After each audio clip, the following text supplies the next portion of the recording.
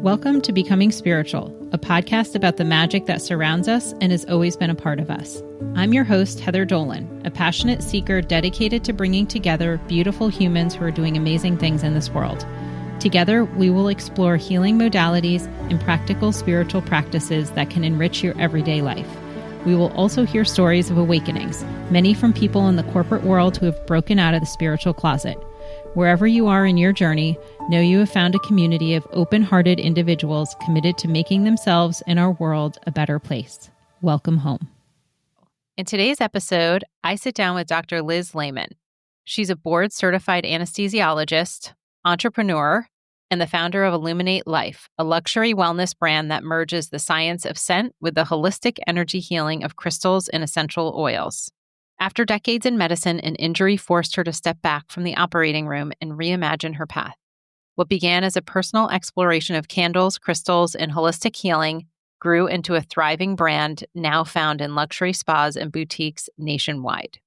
Her inspiration goes back to childhood, when her father first sparked her love of crystals and their natural beauty, a passion she later combined with her medical knowledge to create products that support balance, vitality, and intentional living. As a mother, healer, and entrepreneur, Liz bridges science and soul, showing that healing isn't just about fixing what's broken, but about making conscious choices every day to create the life you want to live. Liz and I had a fun time talking about spiritual entrepreneurship, her journey from the operating room into this path. But what I think I'm most proud of in this episode is that Liz shares her story of busting out of the spiritual closet.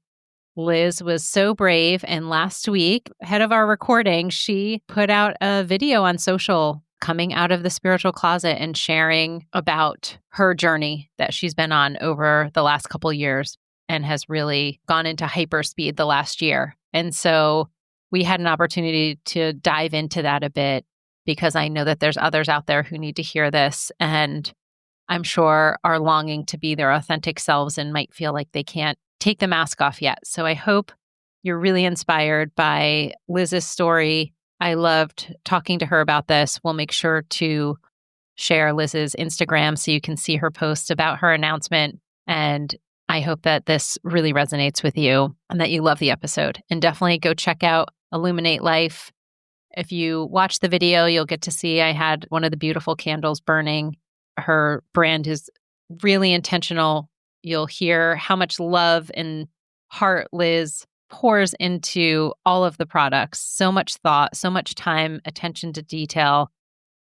Just what you would expect from someone who is a doctor and then decides she's going to make candles and heal a lot of people. So without further ado, let's jump in the episode, and thanks so much for listening. Welcome, Liz, to Becoming Spiritual. I'm so happy to have you here. Thank you, Heather. I'm so excited to be here with you. So we're going to go so many places. There's so much going on in your life right now. We're going to cover everything from the operating room to spiritual entrepreneurship to now coming out of the spiritual closet in a really big way, which I just want to make sure we honor that. But first, before we go there, just introduce yourself. Tell us, how do you see yourself right now? So multifaceted. We are all onions, but my onion story is I am Dr. Liz Lehman. I was an anesthesiologist for 20 years, left that space a little bit kicking and screaming, somewhat reluctantly, but the universe had a larger plan for me to start a business called Illuminate Life, where we manufacture and sell candles and aromatherapy and beautiful products infused with crystals that really work in a holistic way to align energy and heal in your home. And now, I am like full on and opening and walking down the door of a whole new spiritual path, which is been a lifetime in the making, but has really fast forwarded in the last year or so. So that is really exciting to share that.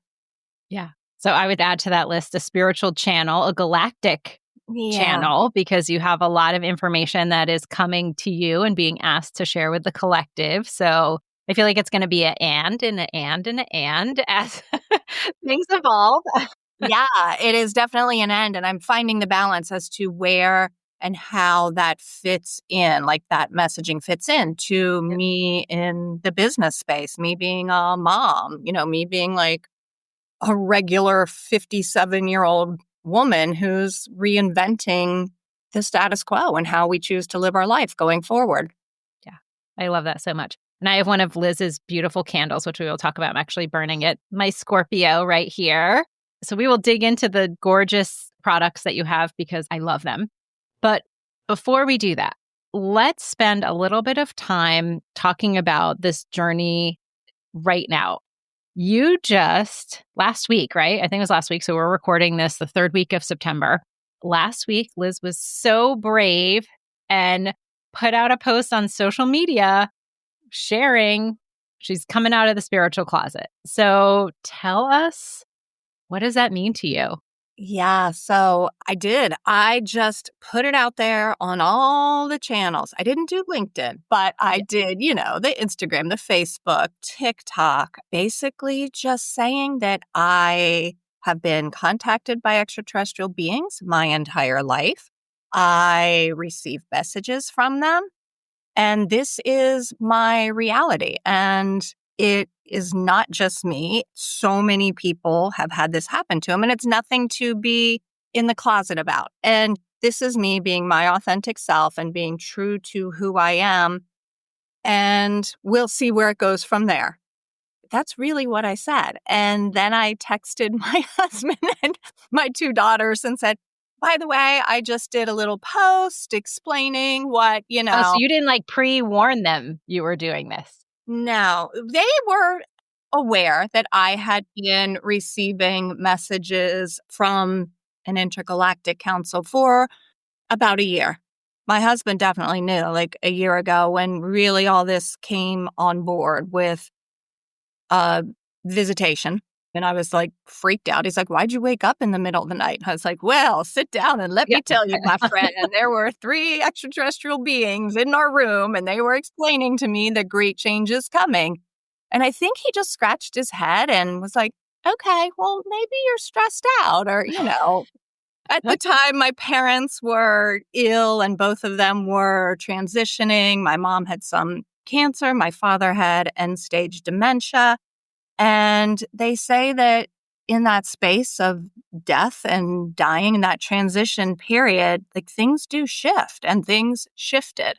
So, yeah, they were aware that this was happening and I had tried to just brace them for it. But I kind of felt I would rather ask for forgiveness than permission. So I just put it out there.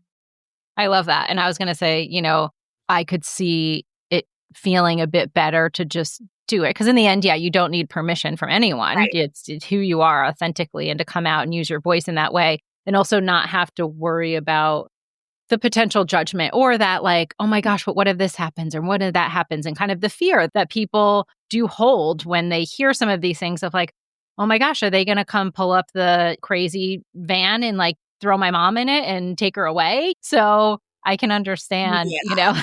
And a lot of my daughter's friends would follow me on social media. So, of course, everybody's reaching out to them like, what the heck is going on with your mom? What is she talking about? Same thing with my husband. And interestingly, nobody reached out to me directly.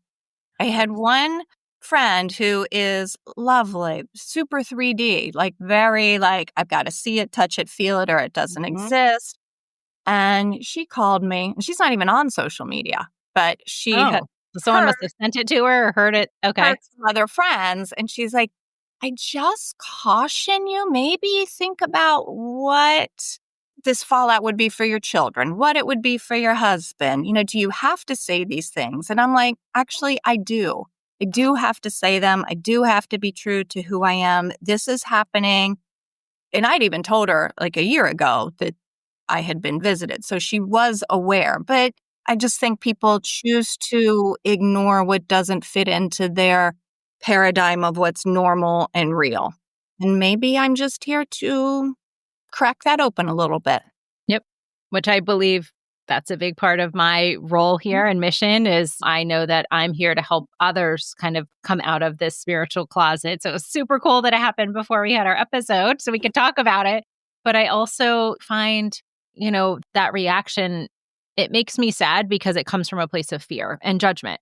And in the end, I think the thing that people don't understand is like embracing who you are, and you can call it embracing spirituality, or just it's literally who you are authentically as a being in this body right now, in this 3D body. And then as well as we are not just 3D beings, we have so much more around us and energy fields and all those things. And science can prove all of that. And it's proving more and more every day. And for those people that are in that space where they can't receive it, it's okay. And for some, it is a moment of shedding. And okay, these people are probably going to fall away and not be a part of my life. And that's okay, because you need to make room and space for those who are meant to be in your life. And there will be some who might leave and then come back and be like, oh my gosh, I'm really curious. But I think we don't have to lump it into, we're not in a cult. There's no like leader here that's telling us what to do or dogma. It's the opposite, actually. If you follow what's authentic to you, and what's authentic to you in this moment might be incredibly different to what someone else is experiencing. Yeah, 100%. And I have realized in my own journey, I spent the entirety of my life shape-shifting to fit into and to be what everyone else around me deemed acceptable, deemed like approachable, to be, the good scholar, the athlete, the friend, the this, the wife, all of the things. And none of them were really authentic to me and who I was. And I really do feel that this has come through in meditations and in channeled messaging as well. But by just starting that question, if our conversation, Heather, can have like a little bit of a spark, just an opening of the door, a potential realization that there's something else out there than maybe what I've always accepted as normal, then we've already done our job. Like that's an individual that can then, through their own learnings, walk on that path towards ascension. So yeah, it's been really interesting. And surprisingly, and I've never not been on the TikTok platform. I was always like, it's just another thing. It's another thing. I was going to say, I'm impressed because I'm 48, I'll be 49, but I'm just like, oh, I'm too old for TikTok. So good for you for doing TikTok. And I feel like, it's just too much for me. That's what I always thought too. It's too much and it's for all these young people and this and that. But I will say that platform, interestingly enough, was the most supportive.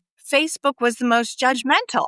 Oh, I can see that. Yeah, so many people in that TikTok space. I felt seen. I felt supported. They welcomed me. It was almost like, I thank you so much for speaking what I have been struggling with.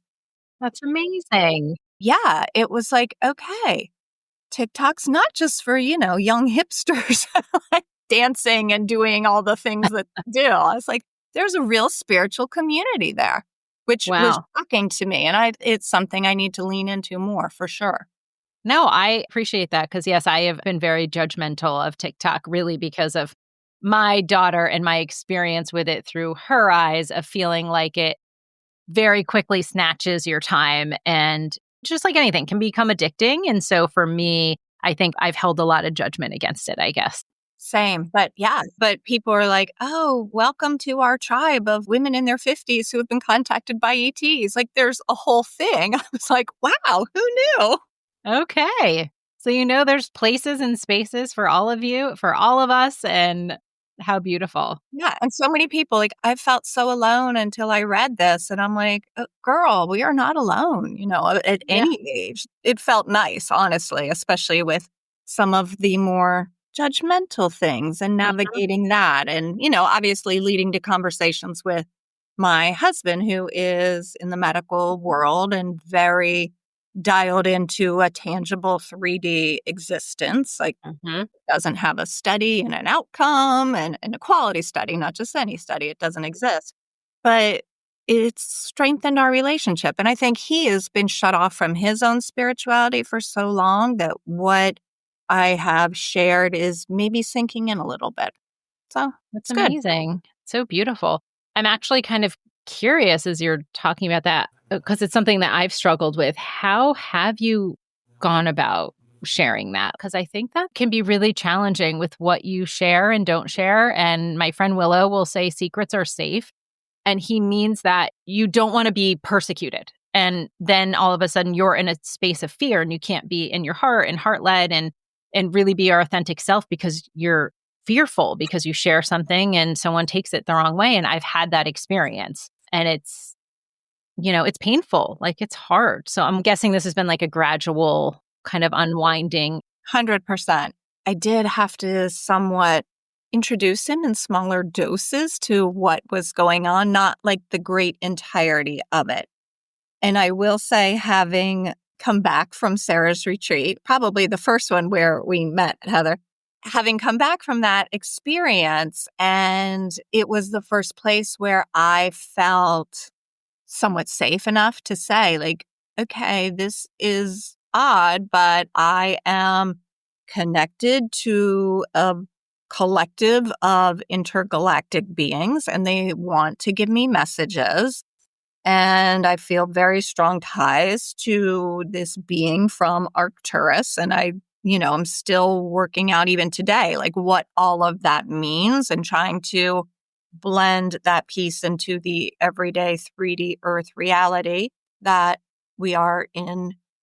But he could hear little bits. I just kind of dumped it on him after that. I just was like, oh, you did? Okay. I do. And now it's coming back to me. I remember when you introduced yourself, you were like, I've never been in a space like this before. And you're like, I've had this happen and I'm sharing it here. And it was kind of, I guess, maybe the initial like coming out of the closet to like a really small group. It was a very small, very safe group. Everybody was already aligned with that and questioning and walking in that own spiritual journey, different timelines, but they were certainly on the path. They are on the path. But so I came back and was just like all of the things going out. And he was like, okay, I'm understanding, but let's talk about something else for a little bit. He just needed to like pause and step away. And then gradually, that was, I guess, this past April, but things have become more open. I've shared more with him. And now he really, like, he wants to see the beings. Like, he's like, well, how come I can't see them? I want to see them. And his thing has always been like, I just don't want to be left behind. And so I'm told him, I'm not saying I'm leaving you behind. It's not my intent to go and grow without you. I want you to come with me. Like I would say to any friend or really anybody who ever had a question for me about any of this, any of it, whether it's as simple as, lighting a candle or how do I meditate? I have friends who like, I just can't meditate. I'm like, come with me. Let me show you what works for me. And maybe some of that will land with you and maybe it won't. And that's okay too, because we're all on our path at different times. But yeah, he's slowly coming along and there's going to be a lot more as I figure it out. Again, I have no answers. I think we're all just trying to figure this Earth school out. Yeah. I love that he's embracing that. And like I said, I wanted to honor this experience for you because it takes a lot, I think, especially because of the area that we live in, and especially you live in, having that medical community around you, you yourself being a doctor and kind of coming from this very 3D space where you're living in a world of science and proof of things. And the irony is, we talked about before we jumped on, is there's actually a ton of science around so much of this stuff. And it's only going to continue as we know there's going to be much more contact. There's going to be a lot more that you can see that feels more tangible. And it's just kind of dripping in right now. But I think, you're so brave. And I want to make sure we acknowledge that because it seems probably for some who might not be in this space, who might be maybe younger and this is what they've known and they kind of grew up and they're like, yeah, of course you're connecting here or connecting there. But for the majority, when you're a mother and a doctor and an entrepreneur and a friend and all these things, like that's a lot of the identity to all of a sudden say, hey, I'm taking off the mask and here I am. Here I am. Like it or not.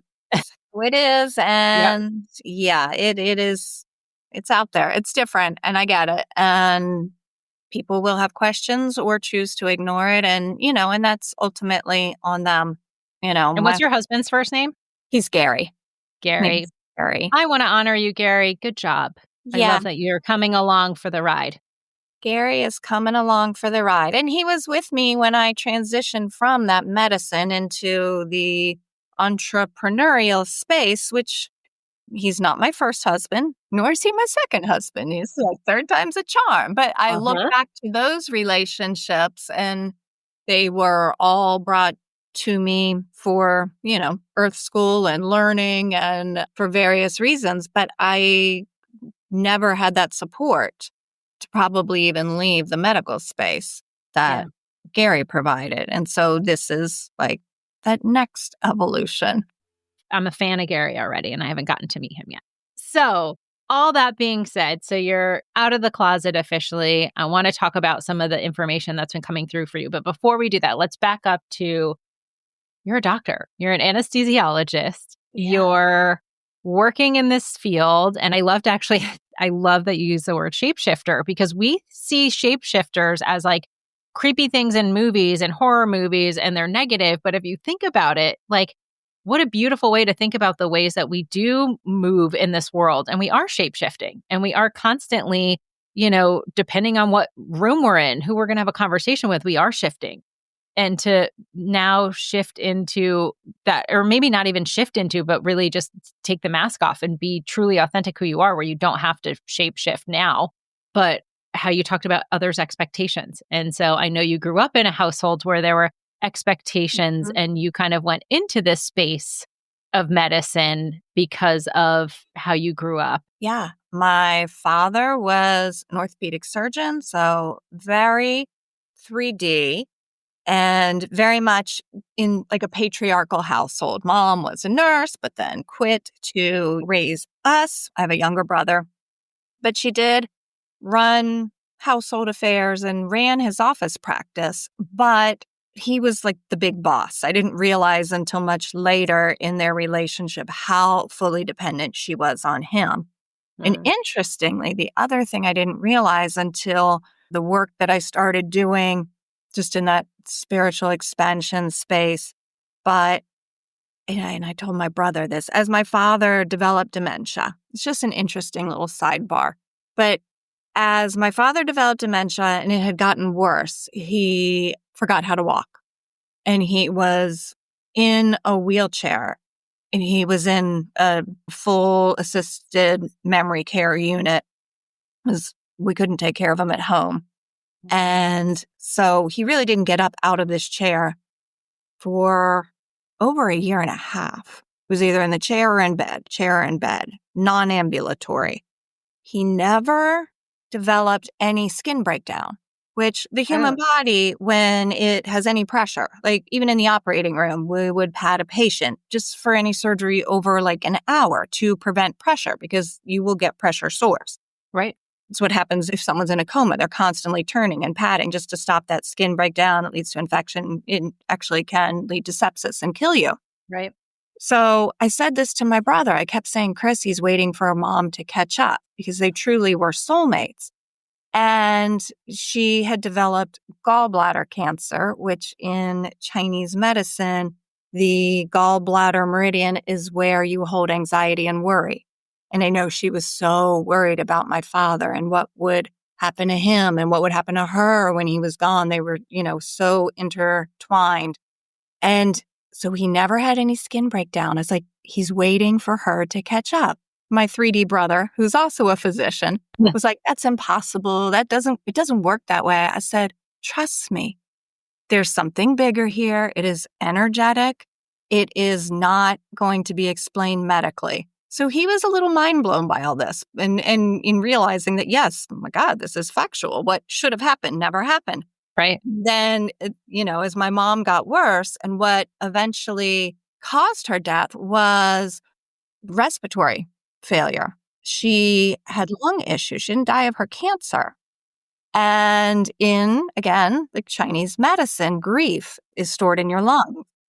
And she developed all of her respiratory problems within weeks of my father's transitioning. Wow. I say all that to say, while it was on the surface a very traditional household, all of these occurrences led me to just explore a little bit more, like my father and like how this would happen. And in talking with various psychics and intuitives about stories that had been brought to me about my father, after I could no longer ask him, couldn't go to the source for the questions. So I'm like, let me go to the next best thing. Let me talk to somebody who can see spirit.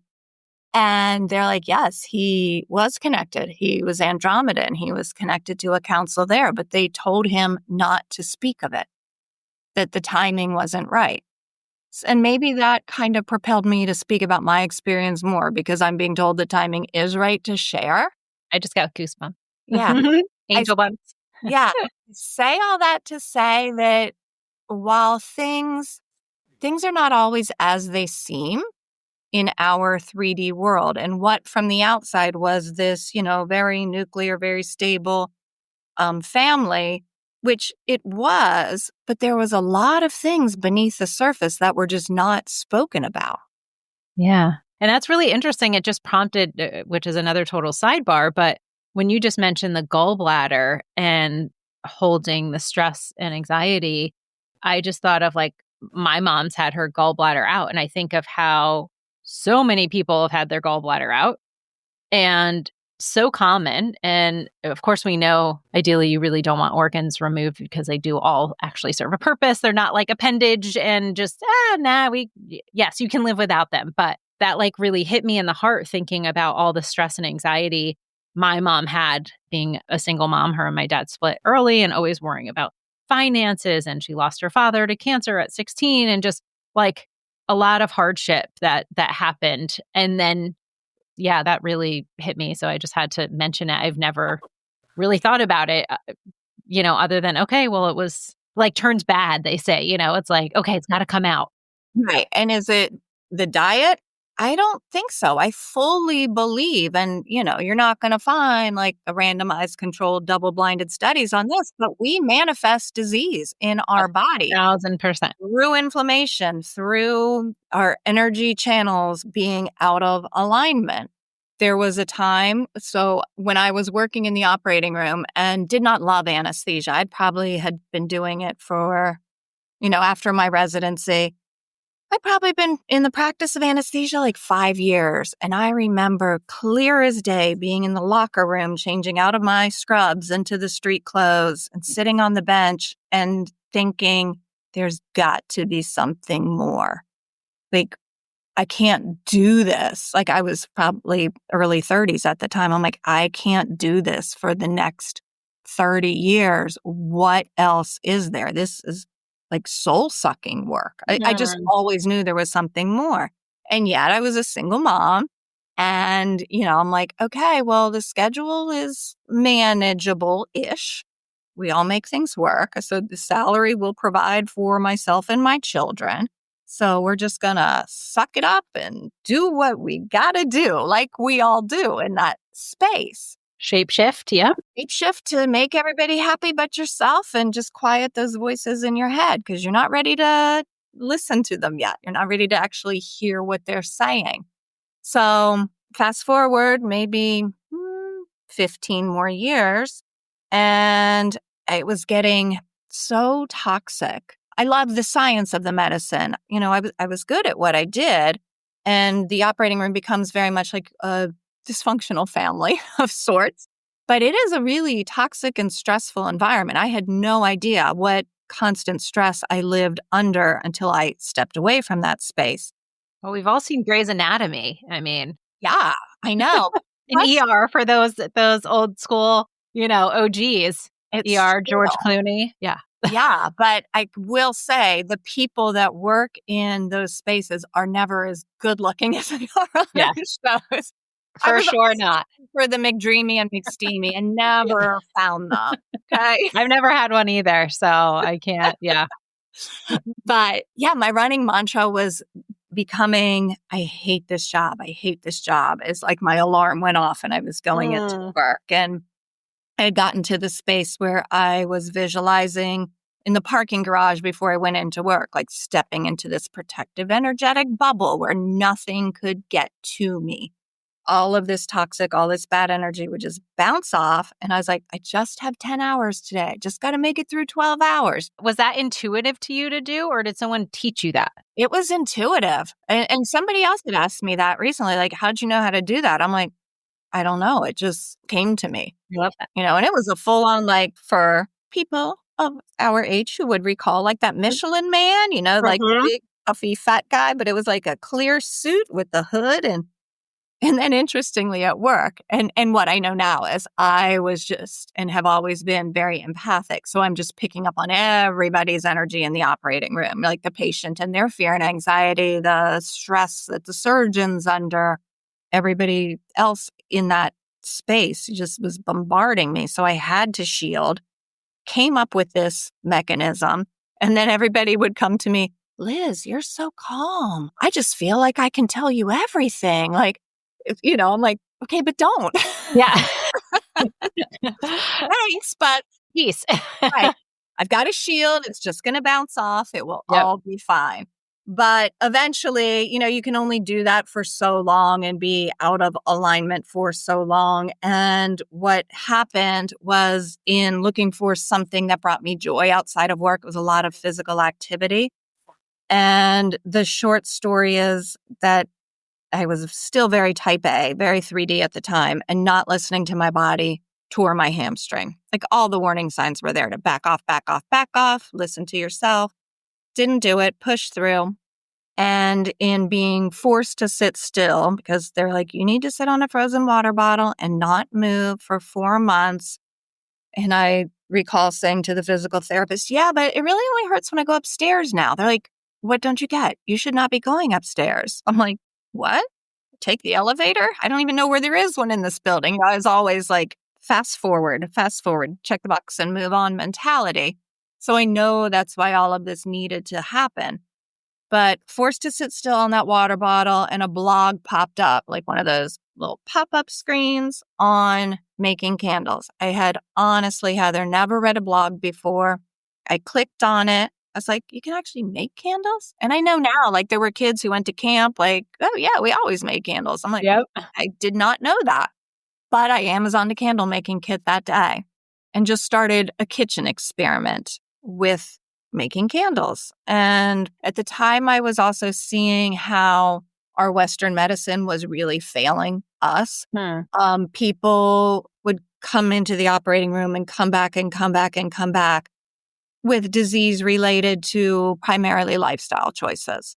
Morbid obesity, high blood pressure, diabetes, just so many problems of our Western diet and way of life that could have been prevented and avoided. So looking for something, a more holistic way to heal, I came up with a product after lots of trial and error that infused essential oils and the energetic properties of crystals, and that harnessed the science of scent all into this one little candle. Because what I realized I was doing was creating an access point, something very tangible. Not everybody can talk about channeling extraterrestrials, as I now know, but they can light a candle, right? And if you have a moment where you just sit and just kind of reflect, or just let the feeling of calm or peace that can bring into your life, you can change your world. And I don't want to skip over all that stuff because people are getting a very small snapshot of you right now, but hearing about your process of how you went through this, of testing and burn times. And like, you are a candle doctor. You've like shifted and taken how you approach medicine. Because let's be honest, not everyone can be doctors. I mean, it takes a lot. It's a lot of work, a lot of mental brain power, and you put your heart and soul into these candles, and also the science. So I want to make sure we talk about that, because these aren't like crappy candles, people. It's really fun. And there is like a level of intentionality there. I had a friend very early on when I just started this process, and they're like, these candles are like you, Liz, because they're very sciencey, they're well researched, but there's also like that little bit of woo-woo in it as well. And I'm like, that's good. Yeah. Like, science check, they're clean check, and there's a little bit of woo. So yeah, I did definitely take in my science brain to it.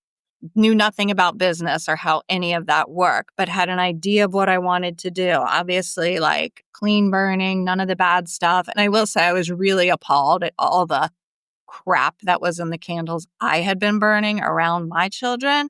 So that was an easy box to check. Like, okay, get rid of that bad stuff. But there were so many things. I wanted it to be sustainable. I think I told you that I was going to put in a repurposed champagne bottle. And, there are candle companies that put candles in cut down wine bottles. And so I'm like, let me order a glass cutter. I'll make that happen. This will be great. I'm like so fortunate I have 10 fingers, because to cut through a champagne bottle is the real challenge. And that was discarded. And I just did a lot of research, whether it was Google, like ordering glasses, a ton of trial and error. I was like, okay, champagne bottle's not going to work. I'll put it in a stemless wine glass. That's different. Nobody's doing that. Well, what I found is like the wax, the burn rate of the candle is dependent primarily on, in a container candle, the diameter of the vessel. And those glasses change. They're more narrow at the top, then they get wider, and then they get more narrow again. So I wanted a candle that's going to burn well, not like burn good and then burn too high or burn not enough, So it's like that doesn't work either. I wanted essential oils. And then I realized not every essential oil is burn compatible, because the flash point, which, in chemistry is I'm like, think back to your high school chemistry classes. The temperature at which a substance ignites is lower than the temperature of the flame for primarily the citrus oils. You don't want candles catching on actual fire yeah. And I tested them like hundreds of different candles, but, all it takes is one when it would just hit a pocket of, say, lemon oil and poof. And so I'm like, okay. And then, I carried a notepad and a pencil and little 1 ml amber vials. Since I was still in the operating room at the time, I had a perfect audience, like a captive audience of people from all walks of life, different cultures, different backgrounds, different educational levels, from the OR orderlies who mopped the floors and turned the rooms over when the cases were done, to other physicians, nurses, patients. Like everybody wanted to get in on it. I would bring little perfume strips in and just be like, what smells good to you? And I took the average and like, okay, well, that's our scent. In doing that little experiment with my little control group, you don't have to spend a lot of money to get a control group, just find a captive audience. But I realized how subjective scent really is, because what one person said was, oh my God, Liz, this is the best smelling thing ever. I just want to bathe in it. The very next person who smelled it was like, that's disgusting. Get that away from me. And so, that would lead me down to just reminding myself the science of scent, how it works, how it's intimately tied in your brain's anatomy to the amygdala, the hippocampus, and the entire limbic system, how that is so tied to your memory. Yeah. Particularly your long-term memory. So, that person who said it was disgusting, it was like reminding them of an unpleasant memory of their grandparent. And industries have really tapped into this as well. Like you walk into any of the Disney properties and hotels, like they all now have their signature scent. And they spent a lot more money and time than I did in my research, I can assure you. But casinos as well, like let me pump through a scent that is stimulating, that is pleasant, that brings you joy, like checking all your human reactions. I mean, it's not just cigarette smell. Not just cigarette smell. Yeah, it's fascinating how our brains can be manipulated and we don't even know what's happening. But So you have the candles you're doing while you're still in the operating room, still working. But then there's kind of another event that happens that ends up pushing you. Yeah. Again, it's, the body manifesting disease when you are not in your energetic alignment. So, perfect example, I kept trying to do both, trying to start a business make candles. I was getting up at like 3 and 4 in the morning to fill orders and then go to the operating room, like literally burning the candle at both ends, as you could say. Yep. And I started to develop hand pain when I turned 50. And I'm like, oh, that's just 50. That's what happens. You're 50 and things hurt, things fall apart. I was like buying into all that rhetoric. And none of that is true, by the way. Age is just a number. But I had injuries when I was in my 20s skiing, where I had torn ligaments in both my thumbs and they were surgically repaired. And in the practice of anesthesia, and the job I was in was a surgery center, and I was doing a fair number of cases on my own. It's very, use your hands a lot. There's a lot, whether you're like masking, intubating, opening vials, doing nerve blocks, like all of it, resuscitating people. You need your hands. And so one day I actually was in the operating room doing cases with a hand surgeon, and he sees me rubbing my hands. He's like, what's going on? I'm like, well, I've just got this pain, and he's like, you have bone on bone arthritis. Come see me in the office. He's like, you're going to need surgery, but we'll put braces on. We'll do some injections, all of the 3D things. But that inflammation in my body manifested in my hands. And energetically, I'm like, it was telling me to let go and move on to what you need to do. I, again, never one to just be like, okay, let's move on, We usually don't get the first message. Yep. Yeah, don't get the first, second, third, fourth. There were a whole series of messages that I chose to ignore. But there came the day where I could not put a patient to sleep because I lost so much strength and function in my hands. I just couldn't do it. Patient was fine. Somebody else did it. But I said, all right, I will get the surgery that day. The surgery did not go well. It was perhaps the wrong surgery for the pain I was having, and complicated by a postoperative course of shingles, which broke out around my face or all around my eye. And at the time, I was under a lot of stress. I was leaving the job I knew. I was going to be without salary for 6 months before any disability kicked in. My parents were moving out of the house as my father's dementia was getting worse. Their health was failing. So all of that and just being totally out of alignment led to the shingles, which wasn't just shingles. Again, the universe is like, you got to feel it hard, Liz, before you get back on that path. Yep. Led to post-herpetic neuralgia, where that nerve root is sensitized. And as somebody who'd never had headaches, now I have such sympathy for people with migraines. It was like an ice pick in my brain for about 6 months.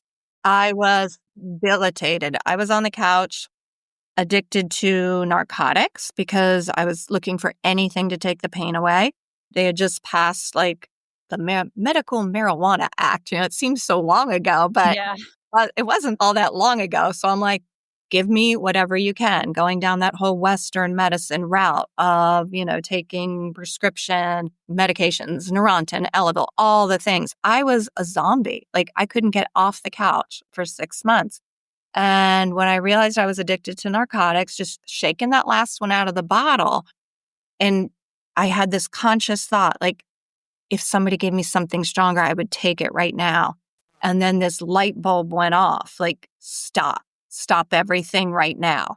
I don't know if it probably was like a channeled message or voice from a higher dimension at the time. But honestly, I was so drugged out on everything. I was numb, or trying to be numb, but still have pain. And then I next heard a voice saying acupuncture. And so I started doing acupuncture and stopped all the medication. And that was what eventually stopped the headaches. I would do it in my hands, I'd do it in my head for that shingles headache. And eventually that got better. And I became disabled from anesthesia, went back and had another surgery on my hand because it was still having pain. Yeah, so I can't practice anesthesia. 3 surgeries on one hand later. Wow. And I don't really miss it. So many people are like, yeah, but Liz, you put in so much work and effort. And I'm like, and that was then. We've evolved. And all of that I know had to happen for a reason for me to be where I am now. And it doesn't diminish all of the work and everything you did over those years. Think of all the patients you interacted with and helped their lives improve and, I'm sure saved lives and all of those things. Like it doesn't take away because you decide not to do it for eternity. Right. And so again, it's kind of that judgment and other people putting that on of like, how could you leave that? And I'm sure thinking from an income perspective and yeah, you spent all this time in medical school. And I mean, I think you had a pretty good run. Yeah, I feel that way too. And interestingly enough, I really do believe that with the products that we make at Illuminate Life, like I'm able to affect so much more change in a more holistic and healthy way doing that by getting this out there than I ever could in like 20 years of being in the operating room. Yeah. Yeah, it's a different level of acuity. And obviously, I'm not saying if you're shot, go put essential oils on it, crystal on it. Go burn a candle, close the bullet hole. Yeah, right. That'll go away. I mean, obviously, Not giving any medical advice here. Yeah, not giving medical advice. Seek what serves you best. But I will say, just so much in our Western medicine, and just to go back to my mom and her cancer journey, taking her to the oncologist, and we're walking in and I see this great, like, retractable rolling banner that now I take to, the spa and wellness trade shows that I do. And it was all about, ask us about acupuncture, ask us about Reiki, ask us about massage, like all these other modalities, like sound healing and all these things, yoga. And I'm like, if you perhaps had been doing that, you would not be here in the cancer center. I mean, there's room for both. And it not in a reactive way. Yeah. We just need to be so much more proactive and reward prevention, good nutrition and movement and just energetic healing rather than here's the problem, take a pill. Right. No, I love that. That's beautiful. I think it's so important.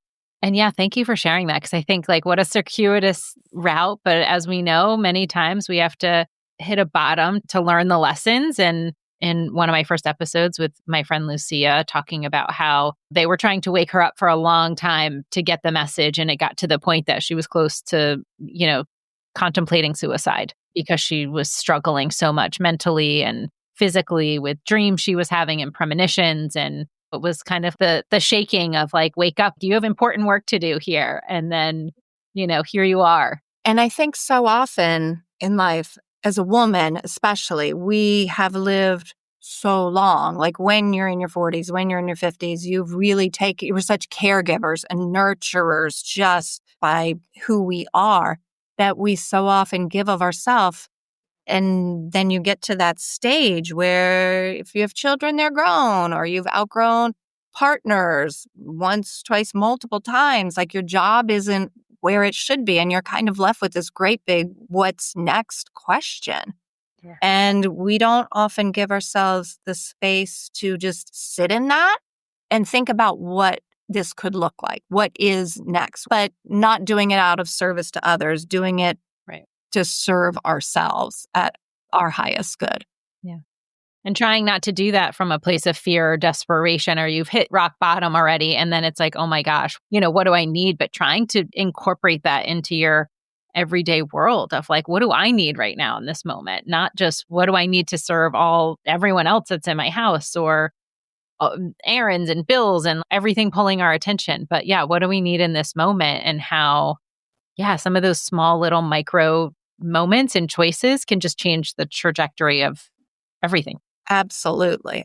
And it's such a well-worn groove that it's our default path. Like, oh, okay, let me see what everybody else wants. No. What do you want? Let me just put the martyr shape-shifting pants on today and wear those around for a while. It's well-worn, but we're still putting it on. For sure. So where did Illuminate Life come from? So the name. Illuma is Sanskrit for flame. And so that kind of spoke to me in the candle space. I was heavily involved in yoga at the time that all this was happening. So I'm like, I like that, but also a play on illuminate because you are shining the light on everything, shining the light on your path, shining the light on your life. Like, where do you want to go? So that's where the illuminate came from. And I think I knew early on, it's not just a product, it's more a lifestyle. It's a way of being. I want this to evolve, and we're working on it. It's becoming a lifestyle brand, not just here's a candle. Yes, that's where we started. But now, we're in a lot of spa and wellness retail. So we're tailoring treatments to massage and sound bath, sound healing kind of protocols for some of our products. So that's exciting. It's exciting stuff to roll out different things. And I love the rollers that you have that have oils, and I see all the beautiful. Yes. Here, I don't have the packaging, but yeah, it's crystal oil and essential oils and just goodness. And it smells so good. And I literally put it on, and I just did this episode with my friend Connie, who's a scent priestess. And so she's developing her own line of her oils. Mm-hmm. She talks about how a daily practice of anointing yourself just to give yourself those moments of whether it's putting it on your third eye or just smelling it or putting it on your heart. And I think of that when I use yours every day of it feels luxurious, like a beautiful way to start my day. And it's luxury without pretentiousness and, because you are in spas and you've got the higher end, but it's also not $75 for a candle, right. Where it's clean, good, but it had all that intention. It's I feel like you can feel that when you put it on, which I'm sure was the intention behind that. But for me, it's oh, I just gave myself this small gift for a moment to take in the scent and anoint myself with this product. And it feels special. It really feels special. So hopefully that's what you're going for, because that's what I get. I received that because that is exactly what we always intended, because you are special and you should make every day a ritual of sorts. Yeah. In any way that you can squeeze it into your busy schedule. Yep. And I have to tell you, with the candle, so I have the Scorpio, so you have this whole line of the zodiac and the packaging. Yeah, I love it. I love the symbol for Illuminate Life. Which was that symbol something that you downloaded? The pyramids, triangles? Yeah, I wanted it to be representative of a flame, but also incorporate the facets of a crystal. Oh. That is how that came to be, and then worked with a graphic designer and was nope, read my brain. And then finally he did. I'm that's the one. That's it. Yeah. I love it. But yeah, also it comes down to worthiness, which I know I'm going to be doing an episode on that soon. But have this beautiful candle, bought it in July, and it's been sitting here, and I'm just oh, I want to save it for something special. And I feel we have to get out of that space where we think everything, and that's what the oils, using it every day and that intention, burning it because I deserve this. I don't have to wait for it to be special. 100%. That is a notion that we need to discard. And I can't tell you how many times I hear that. Mm-hmm. People in the spa industry at many of these shows or something, I'll give them a gift, a candle, a essential oil roller ball, something like that. And they're oh, I have it from last year. I haven't burned it yet. It's so beautiful. I'm go burn your candle. Make your day special. It's having that fine china that you don't use or the crystal. I'm eat off the china. Use the crystal. Burn your candle. What are we waiting for? Yep. Every moment is special and should be honored. We all know there's no guarantees of a tomorrow. So bring it into your day right now. Light your Scorpio, and you know where you can get more. It's lit. Mine's lit. It's here, and it smells divine. Oh my gosh, it's so good. It's so sweet. So what would you say, as we come close to wrapping up, but what would you say, being in spiritual entrepreneurship, any lessons you've learned going on this path? I mean, I'm sure there's a lot. I know we talk about even just trying to set up a website and how do you take payments and all those things. There's so much of that, but big picture, being in this space, any lessons that you think are worth noting? I think the biggest picture from a business, but also a personal approach, would be don't be afraid to try something and then pivot if it's not working. You just don't know. You go into something with open-hearted intentionality and bring forth what resonates with you. No, it's not going to resonate with everybody. Be okay with that. But sometimes things just aren't working for whatever reason. And it's okay to change that. Whether it's like personally, there were times where I'm like, oh God, I need to meditate. I need to meditate. And people are like, well, you need to meditate first thing in the morning. That didn't work for me. Not when I was doing anesthesia, not when I had to be like out the door before 6:30 in the morning. I'm like, Right. I'm not waking up at 5 to meditate. It's all I can do to be there 5 minutes late as it is. Right. Or you've got to get your kids to school or for various things. No, it's not a one size fits all. And it's okay to change. And maybe I can't meditate every day, but maybe I could sit in my car for 5 minutes before I walk in the door and just do some deep breathing. You're already meditating. And put your energetic bubble around you. Your energetic bubble around you. If you're like bringing a product or delivering a message and you're like, it's not really landing, what can I do different to help it land? Maybe it's being on TikTok instead of Facebook. Who knows? Maybe it's changing that candle packaging. While the messaging has always been consistent with what I'm doing now as I'm trying to blend a business and spirituality, I'm never married necessarily to any one thing. Like we have a line of candles that is a beautiful concept. It was on choosing your thoughts. And Buddha had said, like, you are what you think. Choose those thoughts that bring you to a higher vibration. Like choose bliss, choose optimism. Like it's a lovely concept. It just never landed. It was like in the packaging and the marketing and the branding, which unfortunately is a part of getting something into somebody's hands to affect change in their life. But I'm like, you know what? That's okay. We're going to scrap it and turn it into something else. And now, since I released my kind of energetic hold on continuing this Choose Your Thoughts candle line, we're partnering with a nonprofit organization called No More, which their mission is to end sexual and domestic violence worldwide. And we're bringing into existence 3 candles for them that is covered with messaging and QR codes where primarily women, but all peoples who are in abusive situations, just it's an access point for them again. I'm using a candle as like an everyday object, but you can scan this and get information on like all of your questions if your relationship is not as it should be, if you're threatened, if you're vulnerable, if you're in that space of being abused. And I was in that space. I had a husband who was physically and verbally abusive. And getting out of that, I was fortunate to have done that. But anything I can do to help those people get out of it. So again, I say all that to say when you think you've got to do it this way, you can change and then something magical often comes of it. For sure. Yeah. Because you could have said, oh my gosh, I invested in this glass cutting thing. I've got to make this glass thing work and I'm going to put everything into it. And you're missing like all the other stuff. But you chose, okay, tested it, didn't work, moving on. And I think a lot of people do get caught up, especially, as we get input from people that we might not ask for their opinions, but you get them anyway.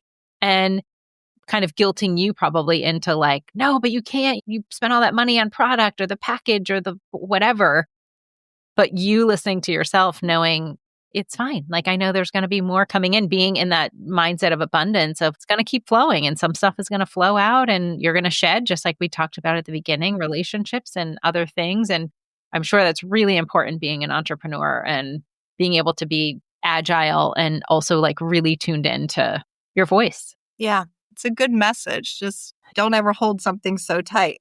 Again, I've learned not to do that with the hands. Pivoting is okay.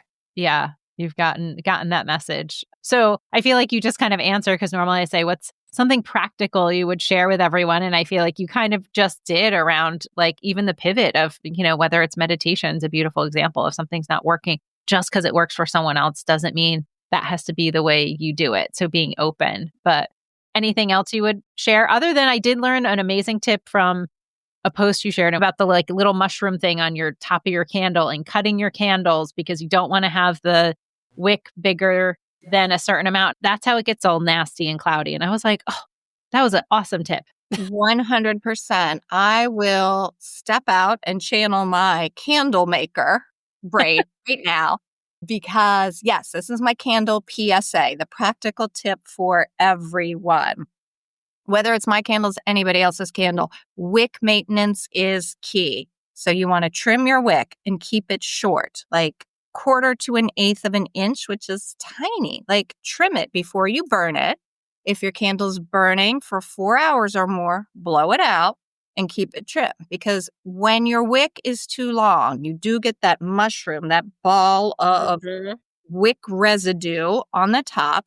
It will leave soot on the inside of your candles, so to minimize sooting. And this happens across the board with all wicks. Ours are like a cotton wick. It's as clean as it can be, but they will still soot. And then you get a buildup. Try to show. Like I just got one here. But you will get a buildup of all the soot residue around here if your wick is too long. And what you can do also, just like this candle maker pet peeve, somebody shows me pictures of their candles. I'm like, oh my God, you're like hurting my heart. Don't do this when the candle's lit. Just take a paper towel, a tissue, a microfiber cloth or something. Put a little Windex. You can even just use water on it or method, whatever, natural. Don't use the toxic Windex stuff, but whatever. Just wipe around the inside just so it's not black because A, it's ugly. It makes it less special. And you just want like a beautiful burning candle. Keep them away from children and pets. And they also burn better in an environment where there's not a lot of airflow. You can get an uneven flow if it's like on a porch or ceiling fan. Your ceiling fan's on, Heather, just saying. It is. I didn't know. Okay. As long as it's not flickering. It's not flickering. A flame is flickering. It's, not going to burn evenly. It's too much. That is my tip for candle maintenance and care. I love that. I saw that video and I was like, they make wick cutter things. I need to get one of those things. No, they do. I was like, who knew? They do. They go down and then there's like generally a little basket on the end to catch the debris because you also don't want debris in your candle. Yeah. No one wants that. It's special. Treat it special. Love your candle. Exactly. And love you right back. I love it. And we will put all the links to Illuminate Life and the products. And I know you're working on some really cool stuff to add to the product line. I love the partnership you're doing with No More. So yeah, when will those be out? I'm anticipating end of year. So that's coming. We are launching. There's like a little bit of a prototype for our crystal essential oil blend for Zodiac candles. Oh, It'll okay. be labeled and boxed, but it'll match our Zodiac candles. And what else? And yeah, just lots of other things in the works. I'm looking into clothing. That would be next. You said that. Yeah, I'm excited. It's in process. So more to come. Yeah, all good. Yay. Well, we will definitely have to have part 2 at some point because we didn't even get into like all the other stuff that now is unfolded and what's coming is super cool too. So we're going to have to do another chat. But so grateful you could be here with me today. And thank you for everything you shared and such a beautiful journey. And I'm just so grateful. And I so appreciate you and honor the space that you have provided for people who are just trying to figure it out and balance the 3D and the 5D and share information. So thank you, Heather. Thank you for having me here. Thank you. I received that. So thank you. So thank you everyone for joining us. We will share all the links so you can access Liz's products. And of course, we always love to hear from you. So feel free to comment or reach out to us on our website at becomingspiritual.me. And until next time, thanks for joining and look forward to seeing you on another episode. Thank you so much for taking time out of your precious day to listen to our podcast. If this episode resonated with you, we would love for you to share it with someone you love. That would mean the world to us. Also, if you feel called, please follow our show so you will know when a new episode drops. If you want to go one step further, you can even rate this episode as it allows our podcast to find its way to others. Lastly, we've done our best to share resources that you might find helpful in the show notes, whether that's a book recommendation or a website we referenced during the episode, a free resource, or more information on a guest who took their time to speak with us and share their knowledge. We would love for you to support their work too. You can find more information on our podcast website at becomingspiritual.me. We love you and can't wait for you to hear the next episode. Until then, know you have a place where you are welcome and you are loved. Welcome home.